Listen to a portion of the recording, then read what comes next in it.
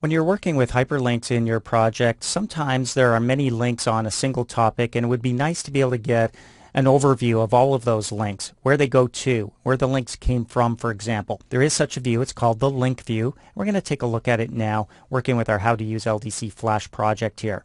Let's switch to a topic that does contain a number of links, our membership topic. You can double click it in the table of contents, and there are some links here across the top, one that goes externally or remotely. There's a pop-up, lots of different types of links here too. So to get a link view, all we have to do is turn it on. Now if we go up to the view menu and go down to pods, you'll notice there is a link view pod. Selecting it here is going to display the last view. So if you've used this before on another topic, that's what you're going to see. So another option is to go to the topic list, find the topic you want to view the links for, like membership here, and then right click it and choose show topic links from here.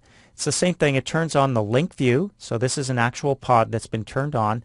And what you're going to see here instead of the content are the links. So there's our central topic, membership, and then you see all of the different links that it's going to. Inside those links, you're seeing some information about where they come from as well. So let's talk about the colors first.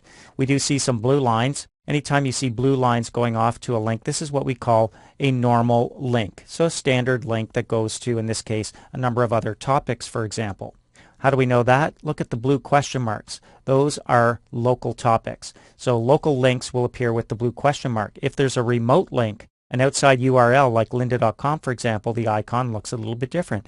You're going to see that globe icon.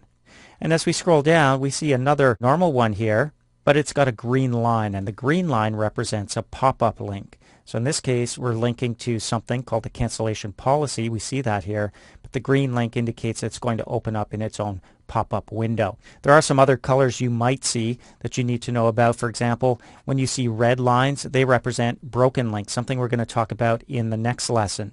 Another type of line you might see is yellow, representing image maps. So those are the four colors and the icons that you need to be aware of when using link view. If there are too many to see, you can scroll up and down through them, but there is another option in the bottom left-hand corner. Click the mini icon button, shrinks everything down so you can see it all in one screen here. That looks better. And you can turn it off by clicking the same button at any time.